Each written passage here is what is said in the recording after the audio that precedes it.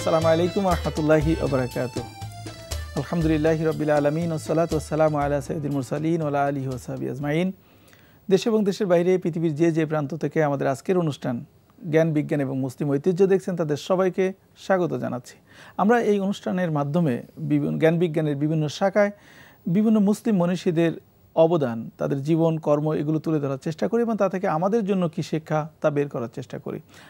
আজকের আমরা যে মহান মনীষীর নিয়ে আলোচনা করব, তিনি জ্যোতির্বিজ্ঞান, গণিতশাস্ত্র এবং ধর্মতত্ত্ব দর্শনে অত্যন্ত গুরুত্বপূর্ণ অবদান রেখেছেন। তিনি হলেন আব্দুর রহমান আস-সুফি।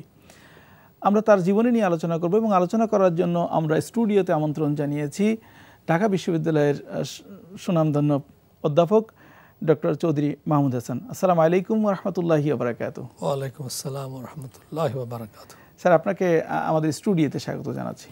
ধন্যবাদ। সুপ্রিয় দর্শক শ্রোতা, আমরা এই মহান বিজ্ঞানী আব্দুর রহমান আস-সুফি তার জীবনে আলোচনা করব। তা আলোচনা করার আগেই চলুন আমরা তার জীবনের উপরে ছোট্ট একটি তথ্যচিত্র দেখে আসি। আব্দুর রহমান আল-সুফি ৯ জন বিখ্যাত মুসলিম জ্যোতির্বিদদের একজন। পাশ্চাত্যে তিনি আজফি নামে পরিচিত। তিনি পারস্যের ইস্ফাহানে আমির আদুদ আদ-দৌলার দরবারে চাকরি করতেন।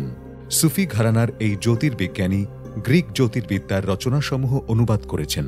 বিশেষ করে টলেমির জ্যোতির্বিজ্ঞান সংক্রান্ত লেখার অনুবাদ করেছেন। কতক স্থানে তিনি টলেমির ভাবনাকে সংশোধন করেছেন। আল-সুফি মিশরের আলেকজান্দ্রিয়া কেন্দ্রিক হেলেনিস্টিক জ্যোতির্বিজ্ঞান আরবিতে অনুবাদ করেন। তিনি ৯৬৪ সালে অ্যান্ড্রোমিডা ছায়াপথের প্রথম রেকর্ড পর্যবেক্ষণ করেছিলেন। একে ছোট মেঘ হিসেবে তিনি বর্ণনা করেন। তিনি জ্যোতির্বিজ্ঞান বিষয়ক গ্রন্থ আল কাউতিব, আল থাবিট, আল মুসাওয়ার লিখেছিলেন। গ্রন্থটি পারস্যের সিরাজ শহরের আমির আবুদ আদ-দৌলার জন্য রচনা করা হয়েছিল। তার এই কাজটি সমস্ত আরব অঞ্চলে জ্যোতির্বিদ্যার গ্রন্থ হিসেবে জনপ্রিয়তা পায়। শতাব্দীর পর শতাব্দী এ গ্রন্থের অনুলিপি তৈরি হয়েছে। প্রাচীনতম পাণ্ডুলিপিটি রোডলিয়ান গ্রন্থাগারে রাখা হয়েছে, আর ব্রিটিশ লাইব্রেরিতে ত্রয়োদশ শতাব্দীর একটি অনুলিপি রয়েছে। বইটিতে ৪৮ নক্ষত্র এবং তারা যেগুলি নিয়ে গঠিত সেগুলির বর্ণনা দিয়েছেন তিনি এই নক্ষত্রকে ৩টি দলে বিভক্ত করেছিলেন: ২১টি উত্তরের নক্ষত্রমণ্ডল, ১২টি রাশি নক্ষত্র এবং ১৫টি দক্ষিণ নক্ষত্রমণ্ডল। এই ৪৮টি নক্ষত্রের প্রত্যেকটির জন্য আল-সুফি একটি নক্ষত্রের চার্ট তৈরি করেছিলেন, যার মধ্যে সেই নক্ষত্রমণ্ডলীর সমস্ত তারা রয়েছে। আল-সুফি জ্যোতির্বিজ্ঞানের বিষয়ে আরও লিখেছেন। তিনি জ্যোতির্বিজ্ঞান, জ্যোতিষশাস্ত্র, রাশিফল, নেভিগেশন, সমীক্ষা, সময় রক্ষণাবেক্ষণ, কিবলা, নামাজের প্রার্থনা ইত্যাদি বিষয় নিয়ে লিখেছেন। তাঁর জ্যোতির্বিজ্ঞানমূলক কাজ নিয়ে তাঁর পরে অনেক জ্যোতির্বিজ্ঞানী কাজ করেছেন। বিশ্ব এই জ্যোতির্বিজ্ঞানীকে গভীর শ্রদ্ধার সঙ্গে স্মরণ করে। স্যার, আমরা এই যে মহান জ্যোতির্বিজ্ঞানী, বিশেষ করে মুসলিম জ্যোতির্বিজ্ঞানীদের ৯ জনের অন্যতম একজন হলো আব্দুর রহমান সুফি। তার জীবনে দেখে আসলাম তিনি ইরানের ১০ম শতাব্দীতে ছিলেন। তো এই ১০ম শতাব্দীতে তো জ্ঞান বিজ্ঞানের অতটা উন্নত ছিল না, তো সেই জায়গায় থেকে এত বড় বিজ্ঞানী হয়ে উঠলেন কিভাবে? আরব যে কন্ট্রিবিউশন স্পেনে, এগুলো তো প্রায় 8th সেঞ্চুরি থেকে শুরু হয়েছে। 8, 9, 10, 11, 12, 13, 14 পর্যন্ত একই সময় কিন্তু সমসাময়িক এগুলি। মানে যে সময়ে স্পেনে মুসলমানদের জ্ঞান বিজ্ঞানের সমৃদ্ধি হচ্ছিল, সমসাময়িক সময়গুলো হচ্ছে, কিন্তু ওই সময় একই সময় বাগদাদে হয়েছে, ইরানেও হয়েছে, এবং এদের জন্মগুলি প্রায় সমান, প্রায় 10th সেঞ্চুরিতে জন্ম হয়েছে। তো এটা না বড় লক্ষণীয় ব্যাপার হচ্ছে এদের আসলে কন্ট্রিবিউশন ছিল, তাদের যে মেধা ছিল, তাদের যে মনন ছিল, এবং সবসময় সবগুলো প্রোগ্রামে বলার চেষ্টা করেছে আসলে তাদের রাষ্ট্র প্রশাসক যারা ছিল, যারা রাজা ছিল, বাদশাহ ছিল, তাদের যে একটা বিজ্ঞান মনস্কতা ছিল, মানে বিজ্ঞানকে প্রমোট করা, জ্ঞান বিজ্ঞানে সাধনা করাকে তারা যে উৎসাহিত করেছে, এটা একটা মেইন রিজন। আসলে আমরা যখন তার জীবনী নিয়ে আলোচনা করি বা যখন স্টাডি করি তখন দেখি যে সুফি ছোটবেলা থেকে আকাশ মহাকাশ নিয়ে চিন্তা গবেষণা করতেন। এগুলি গিফটেড যারা, তারা একদম ছোট থাকতে থেকে মেধাবী হয়, এগুলো আসলে গিফটেড। এগুলি সাধারণত খুব লেখাপড়া শিখে বড় হয়েছে কিছু না। আমাদের যেমন কবি নজরুল ইসলাম যেরকম, এটা গিফটেড। তো এদের সবচেয়ে বড় সুবিধা ছিল এদের সেই সময় সমসাময়িক যারা রাষ্ট্র প্রশাসক ছিল তারা তাদেরকে প্যাট্রোনাইজ করেছে। ওই মেধাটাকে ফুলটাকে, কুড়িটাকে ফুটতে প্রস্ফুটিত করতে তার সহায়তা করে, যার জন্য তার মেধাটাকে সে বিকশিত করতে পেরেছে। বলা হয় যে উনি টলেমির যে আদর্শ বা দর্শন ছিল। এবং একটা বিষয় হলো যে টলেমির যে বইটা আল ম্যাজেস্ট যে বইটা, এই বইটার উনি সংস্কার করেছিলেন, ট্রান্সলেট করেছিলেন এবং ট্রান্সলেট করার সময় উনি একটা গুরুত্বপূর্ণ কাজ করেছিলেন যে টলেমির যে থিওরিটিক্যাল বিষয়গুলো ছিল জ্যোতির্বিজ্ঞান সম্পর্কে সেটাকে উনি প্র্যাকটিক্যালি আবার প্রমাণ করার চেষ্টা করছেন এবং সেখানে কিছু সংস্কার তিনি করেছিলেন। এবং এটার কারণে বিভিন্ন জন এটা বলেন যে টলেমিকে সত্যিকার অর্থে বিশ্বের কাছে তুলে ধরার বা তার অবস্থানকে দৃঢ় করার পিছনে আব্দুর রহমান আর সুফির বিরাট কন্ট্রিবিউশন আছে। একজন মুসলিম বিজ্ঞানী একজন নন মুসলিম বিজ্ঞানীকে তুলে আনলেন, এই বিষয়টিকে ধর্মীয় পার্সপেক্টিভ থেকে কিভাবে দেখবেন? কোরআনের মধ্যে যেহেতু বিজ্ঞানের কথা বলা হয়েছে, বিজ্ঞানকে ব্যবহার করতে বলা হয়েছে, মানুষ চিন্তা ভাবনা করতে বলা হয়েছে, অতএব সব মুসলিম যারা রুলার ছিল তারাও বিজ্ঞান মনস্ক ছিল, অতএব বিজ্ঞানের ক্ষেত্রে প্রতিবন্ধকতা সৃষ্টি করেনি। আর সিমিলারলি আমাদের যারা মুসলিম বিজ্ঞানী এই সমস্ত হাইলি ট্যালেন্টেড, এগুলো তো মানে সুপার ট্যালেন্ট, এরাও সেইভাবে এটা ব্রডলি নিয়েছে ইসলামী শিক্ষাটাকে। অথচ শিক্ষাটাকে কুক্ষিগত করা, শিক্ষাকে একটা আমার ধর্মীয় ভিতরে পরিমণ্ডলে রাখা, সেই সময় তো মুসলিমরা উত্থান।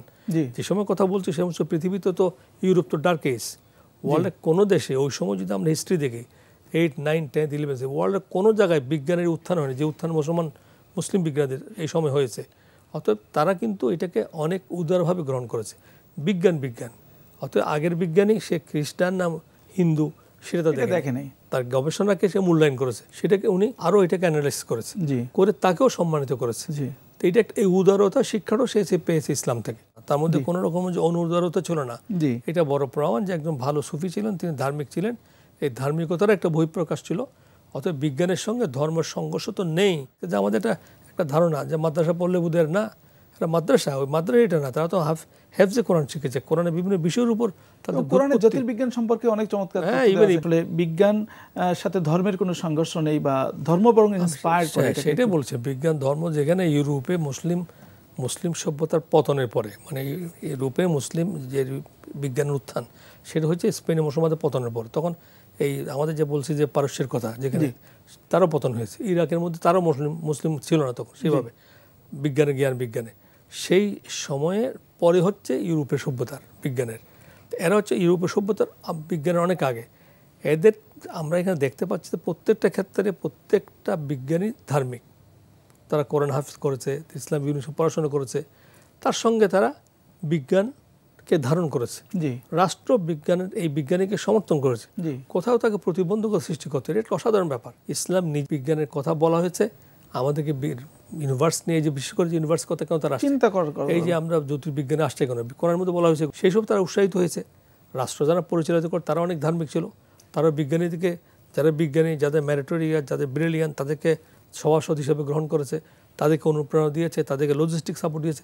একটা বিজ্ঞানী হতে গেলে তার তো সাপোর্ট দরকার। আমি বিজ্ঞানী হতে চাই, আমার গবেষণা দরকার, আমার পয়সা নেই, আমি যত মেরিটের ছাত্র হই না কেন, আমার পর গবেষণা করতে unit money, support from the state or from the government or from the, আমরা যারা সোসাইটি, তাদের সোসাইটি যারা সমর্থন করতো। অনেক বিজ্ঞানের যে আজকে বিকাশ পৃথিবীতে হচ্ছে, আমেরিকা সবচেয়ে বেশি রিসার্চ বেশি করে, জাপানে করে।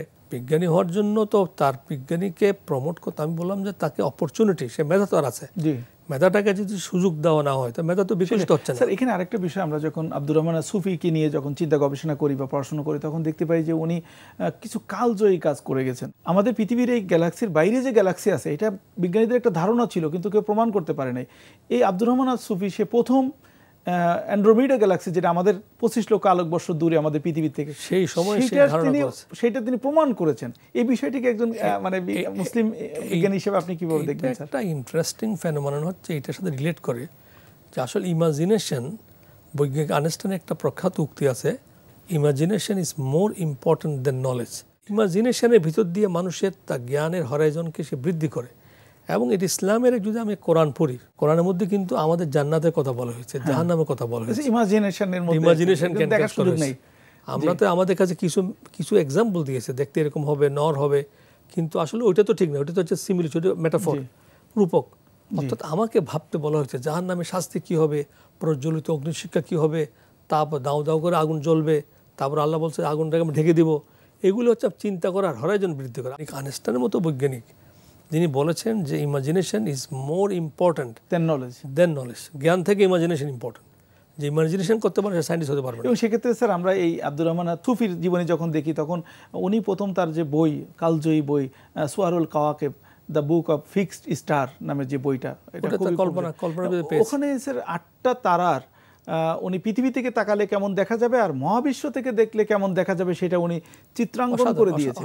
ইমাজিনেশনের ব্যাপারটা স্যার এখানে আমরা বোধহয় দেখতে পাই। সেটা বলছি ইমাজিনেশনের ব্যাপার। আমি বলছি আমাদের বিজ্ঞানের উত্থান, বিজ্ঞানীদের তাদের যে সেই সময়ে যে বিজ্ঞানের যে জয়কার ছিল, পুরোটার পিছনে কোরআনের একটা ভূমিকা, কোরআন ভূমিকা পালন করেছে। কোরআনের ছত্রে বিজ্ঞানের কথাটা বলা হয়েছে এবং কোরআন বিজ্ঞানকে নিয়ে আমাদের বিজ্ঞানকে বিজ্ঞানী হতে বলেছে, বিজ্ঞান মনস্ক হতে বলেছে, আকাশ নিয়ে চিন্তা করতে বলেছে, পৃথিবী, চন্দ্র, সূর্য পার্টিকুলারলি আল্লাহ বলছে আমি তোমার জমিনকে বিছিয়ে দিয়েছি, এভাবে দেখো তুমি। আমাদের সমুদ্র সম্পর্কে বলা হয়েছে কোরআন শরীফের মধ্যে, জীবজন্তু সম্পর্কে বলা হয়েছে, মৌমাছি সম্পর্কে বলা হয়েছে, পিপিলিকা সম্পর্কে বলা। পিপিলিকার ওগুলো যে সাইন্টিফিক এক্সপ্লেন করার সময় নেই, তাদের ক্যাপাসিটি পিপিসি কতটুকু ওয়েট ক্যারি করতে পারে। মৌমাছি যেভাবে ডায়াগোনাল যে ঘরগুলি করে, হেক্সা ডায়াগোনাল, এটা তো অসাধারণ ব্যাপার, অসাধারণ। অতএব প্রত্যেকটা জিনিস, আর কোরআনে বললাম জাহান্নামের কথা, জান্নাতের কথা, বিচার হবে, আমরা যদি টোটাল ইমাজিনেশনকে এনকারেজ করা হয়েছে। এই যে অ্যাস্ট্রোনমি যদি সম্পর্কে যদি আমরা দেখি, যে এই যে সূর্য পৃথিবীর চারিদিকে ঘুরে অথবা নিজস্ব কক্ষপথে ঘুরে, এটা সম্পর্কে বিজ্ঞানীদের আবিষ্কার করার আগে কিন্তু কোরআন আবিষ্কার করেছে। বিজ্ঞানীরা তো এটা নিয়ে কনফিউজ ছিল, বললো না এটা নিয়ে তো কুল্লুন ফি ফালাকি ইয়াসবাহুন। অফকোর্স গ্যালিলিওকে তো এই জন্য তো তার শাস্তি হয়েছে। আমি তো বলেছি যে ইনকুইজিশন করেছে, তাদের একটা কমিটি ছিল, যাদের যে ক্যাথলিক চার্চের, এগুলো হয়তো 15, 16, 17 সেঞ্চুরির কথা বলছি। মুসলমানের ইসলামের ওই স্পেনে মুসলিম বিজ্ঞানের পতনের পরে, মুসলিমদের পতনের পরে ঘটনা বলছি, যে আমাদের এগুলি সেই কথা বললো কেন, যেটা কন্ট্রাডিক্টস উইথ রিলিজিয়ন। আর কোরআন নিজে বলছে, ইয়াসবাহুন শব্দ ব্যবহার করছে, সাইন্টিফিক, যে চাঁদ এবং তারা ঘুরছে কিনা, একজন স্থির একজন ঘুরে, এটা নিয়ে কন্ট্রোভার্সিয়াল ছিল। কোরআনে বলছে প্রত্যেকে তার মহাকাশের মধ্যে মানে each and every star and planets আর ঘুরছে। এখন ইন্টারেস্টিং, সেখানে যে ইয়াসবাহুন শব্দ ব্যবহার করে, ইয়াসবাহুন এর অর্থ সাঁতার কাটা। এটা মরিস বুকের বইতে উনি উল্লেখ করেছেন যে ইয়াসবাহুনের লিটারাল মিনিংটা কারেক্ট। সুইম মানে হচ্ছে দুইটা মোশন, সুইমিং স্ট্যাটিক হয় না, সুইমিং থাকে যে সুইম এমনি শুয়ে থাকতে পারে ভিন্ন জিনিস, একটা লোক মানে পা নাড়লে, কিন্তু মুভমেন্ট করতে গেলে সাঁতারের মধ্যে সে নিজে হাত পা নাড়বে, আবার সে অগ্রসর হচ্ছে, দুইটা মোশন। কিন্তু উনি বলছেন স্পেসিফিক এই ওয়ার্ডটাই most appropriate in case of this one. মহাকাশের প্রত্যেকটা ইয়াসবাহুন, মহাকাশের প্রত্যেকটা ক্যালিস্টিক্যাল বডি, সমস্ত যে সঙ্গে এই বডি যেগুলো আছে, আমরা যেগুলি চন্দ্র, গ্রহ, স্টার, যত কিছু বলি, সব কিছু মুভমেন্ট, এবং সবারই এই গতিটা আছে। এবং 1500 বছর আগে যে সব মানুষ চিন্তা করতে পারে না, এগুলো তো টলেমি যারা আসছে তাদের পরবর্তীতে হাবলের টেলিস্কোপ আবিষ্কার করার অনেক আগের কথা, এগুলো তো গ্যালিলিও তো বহুত পরের কথা, কোরআনের আরো প্রায় 700-800 বছর পরের কথা বলছে। অর্থাৎ এইটাই বোঝা যাচ্ছে যে আল্লাহর কিতাব, আল্লাহ তাআলা দিয়েছে গ্রন্থ, এগুলো যারা মুসলিমরা তারা ধারণ করতে পারছে, সত্যিকার অর্থে তাদের মেধার বিকাশ করাতে তারা সক্ষম হয়েছে। আল্লাহ তাআলা কোরআনে কিন্তু বিশ্বসমূহের একটা কনসেপ্টের কথা সূরা ফাতিহার মধ্যে বলছে, আলহামদুলিল্লাহি রাব্বিল আলামিন। এই যে বিশ্বসমূহ, প্লুরাল মানে অসংখ্য, এবং সেই অসংখ্য বিশ্বের প্রমাণ কিন্তু দিয়েছেন হলো আব্দুর রহমান আল সুফি, যেটা তার গবেষণার মধ্যে দিয়ে এটা প্রমাণ করেছেন। তো এই যে কোরআনের বিষয়গুলোকে মুসলিমরা যখন আবিষ্কার করতে পারে, এর ফিলিংসটা কেমন স্যার?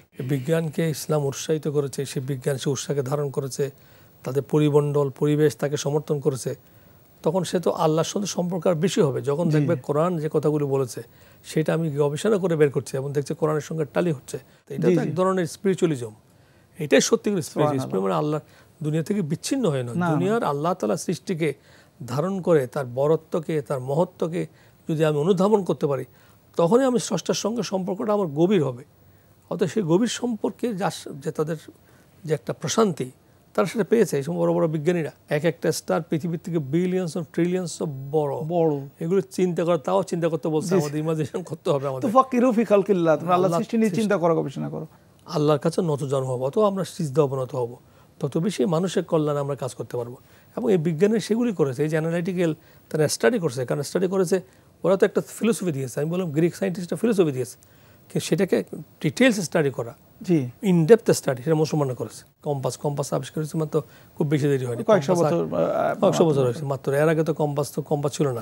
আমরা এই বিষয় নিয়ে আরো একটু আলোচনা করবো। আমরা একটু মুসলিম ঐতিহ্যে দেখে আসি, চলুন ছোট্ট একটি তথ্যচিত্র। দক্ষিণ পূর্ব এশিয়ার বৃহত্তম মসজিদ ইস্তিকলাল মসজিদ ইন্দোনেশিয়ায় অবস্থিত। এটি আকারের দিক থেকে বিশ্বের ৬ষ্ঠ বৃহত্তম মসজিদ। ইন্দোনেশিয়ার স্বাধীনতার স্মরণে এই মসজিদ নির্মিত হয়। ইস্তিকলাল আরবি শব্দ, যার অর্থ স্বাধীনতা। মসজিদটি ১৯৭৮ সালের ২২ ফেব্রুয়ারি জনসাধারণের জন্য উন্মুক্ত করা হয়। ১৯৪৯ সালে স্বাধীনতা পাওয়ার পর দেশে একটি জাতীয় মসজিদ নির্মাণের জন্য তৎকালীন রাষ্ট্র পরিচালনাকারীরা ভেবেছিলেন। সেই সূত্রে ১৯৫৩ সালে মসজিদ নির্মাণ কমিটি গঠন করা হয়। তারা বিভিন্ন স্থান যাচাই বাছাই করে মসজিদের বর্তমান স্থান নির্ধারণ করেন। এক্ষেত্রে ইন্দোনেশিয়ার জাতির পিতা সুকর্ণ ভূমিকা রেখেছেন।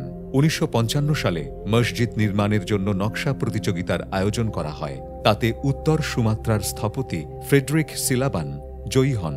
১৯৬১ সালের ২৪ আগস্ট সুকর্ণ এই মসজিদের ভিত্তিপ্রস্তর স্থাপন করেন। এই মসজিদ নির্মাণে ১৭ বছর সময় লেগেছিল। মসজিদে ৭টি প্রবেশ পথ রয়েছে। প্রতিটি দরজা আল্লাহর ৯৯টি নামের এক একটি নামে নামকরণ করা হয়। নামগুলি হল আল ফাত্তাহ, আর রেজ্জাক, সালাম, আল কুদ্দুস, আল মালিক, আল গাফফার এবং আর রহমান। আয়তক্ষেত্রাকার প্রধান নামাজের ভবনটি ৪৫ মিলিমিটার ব্যাসের কেন্দ্রীয় গোলাকার গম্বুজ দ্বারা আচ্ছাদিত। ৪৫ সংখ্যাটি ইন্দোনেশিয়ার স্বাধীনতার ১৯৪৫-এর প্রতীক হিসাবে ব্যবহার করা হয়েছে।